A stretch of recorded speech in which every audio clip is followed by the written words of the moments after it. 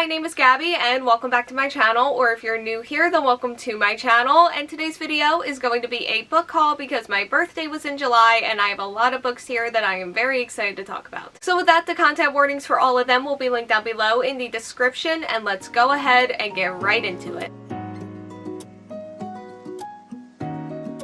And first up in this haul is Ace of Spades by Faridah, Àbíké-Íyímídé. This follows our two main characters who are selected to be a part of their elite school's senior class prefects. This amazing start to their year quickly becomes deadly when an anonymous person begins sending text messages that reveal secrets about them that could threaten everything that they've ever worked for. I've been meaning to haul this book for a while now, mostly because I've been meaning to read more books with dark academia settings. And it has been a couple of years since I've made that goal, but it's not something that I want to give up just yet, and this book is supposed to have that kind of setting. And it's also supposed to be just like really good in general. Sounds super interesting. There are a lot of things that I want to know more about just based on the description, so I am very excited that I have finally hauled this one. Next up is Gods of Jade and Shadow by Silvia Moreno Garcia. This takes place during the Jazz Age and follows our main character who longs for a life that she can call her own outside of her small town in southern Mexico. Her dreams seem far away until she opens a wooden box in her grandfather's room and accidentally frees the spirit of the Mayan god of death. He requests that in return for her dreams coming true that she help him take back his throne from his brother, but her failure could mean her demise. Mexican Gothic by this author was one of my absolute favorite books that I read last year, and I knew that I would be reading more from this author eventually. I was just really torn about which book to go with next. And I do think that that book is going to be this book. I'm really excited for the setting, the god of death, the writing, but I'm extra excited to meet our main character here because our main character in Mexican Gothic was just such a joy to read and just one of my favorite characters ever. And I'm really hoping that this book is going to be a strong second read from this author, but either way, it's probably not going to be my last. Next up is My Dear Henry by Kalynn Bayron. This is a Gothic YA remix of Dr. Jekyll and Mr. Hyde, which is a story that I am not too familiar with besides like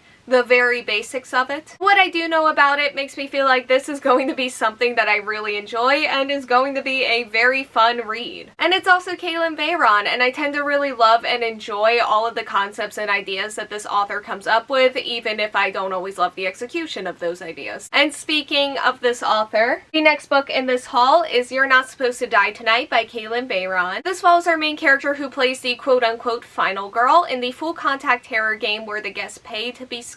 However, her role in the game becomes much more real when her co-workers begin to go missing, and she and her girlfriend need to find out exactly what this killer wants in order to survive the night. One of my problems with this author's work in the past has been the romance, and not in terms of like banter or cuteness, because those things are always there, but more so in terms of insta-love and development. And something that I really like about this is that the description already says girlfriend. So I'm really hoping that those things won't be too much of a problem anymore, and I'm also just excited to read some horror from this author. And that is especially the case after reading the mysterious and kind of spooky elements of this Poison Heart. I will say the length of these two books does kind of concern me. They're not very long, and I haven't always loved the pacing of this author's stories in the past, but there is also a lot in both of these two books that I really do think that I'm going to love. Next up is Solitaire by Alice Oseman. This is Alice Oseman's debut novel that follows our main character Tori Spring, who is facing a lot of harsh realities in her life and is confused of how to deal with all of it. That description was very vague, and it's vague because I just didn't get a ton of information from the description of this book. I realized while writing my review for the Nick and Charlie novella that I should probably really stop accidentally ignoring this book. So it's finally here, and I've enjoyed what I've seen of Tori so far during Heartstopper, so I'm excited to probably enjoy this book too. Next up is The Do's and Donuts of Love by Adiba Jaigirdar. This follows our main character who lands a role in a new televised baking competition alongside her ex-girlfriend, which quickly turns her dream complicated, but things get even more complicated when she becomes fast friends and maybe even something more with one of the other competitors. I read and also loved Hani and Ishu's Guide to Fake Dating by this author last year, and that is more than enough to know that I need to read this book. But if that wasn't enough, the cover and also the title of this book just look and sound completely adorable. I've really enjoyed books in the past that have incorporated like reality TV show competition settings and elements, so I'm really excited to see that again in here, and there's just a lot going on here that I feel like is going to make me smile so much, even though I'm also sure that this book has its not so fun scenes. And also drama. I'm hoping for a little bit of drama and messiness here. But the description also refers to this book as pun-filled, and Storygraph has this book tagged as lighthearted and fun, and that all sounds like things that I need and want in my life. Even though I don't always love puns, but I did enjoy this author's humor in Hani and Ishu's Guide to Fake Dating, so I think I'll be okay. Next up is the Luis Ortega Survival Club by Sonora Reyes. This follows our main character who has been largely ignored by her peers despite her bold fashion choices, as she is autistic and never talks. When the popular guy at school begins to pay attention to her, she finally feels seen, but everything changes when he takes advantage of her one night at a party, and rumors begin to spread about her throughout the entire school. One day, she finds a note in her locker that leads her to a group of students who are looking to expose him for the predator that he is. I feel like I've been saying some version of this sentence that I'm about to say a lot in this video, but The Lesbiana's Guide to Catholic School by this author was one of my favorite books that I read last year. And I feel like this book just might emotionally destroy me more than Lesbiana's Guide to Catholic School, which is saying something because that book was just an absolute roller coaster for me. And I'm really looking forward to getting to know this group of characters that is on the front cover of this book and just seeing the bonds and the relationships that form between them, because that is something that I got really attached to previously in the Lesbiana's Guide. I've just heard really good things about this one as well, and I'm sure that I too will be adding to those good things one day. And the last book in this haul is You Don't Have a Shot by Racquel.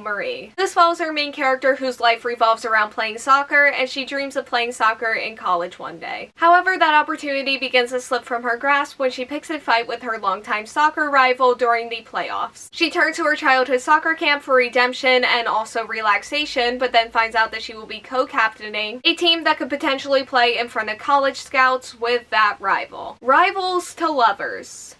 Yes. Which is why this book is ultimately here. I don't read nearly enough of that, which feels like a huge error on my part. So yeah, I'm honestly just fully here for the romance, but the sports setting should also be fun too. And I'm also looking forward to whatever else this book has to offer besides those two things, because as I've said a million times throughout this video, I've heard really good things about this book. Okay, so that is all that I have for today's video. Thank you all so much for watching. Like, comment, subscribe, hit the bell, and answer the question that'll be around here if you want to do that, and hopefully I will see you here next time. Bye!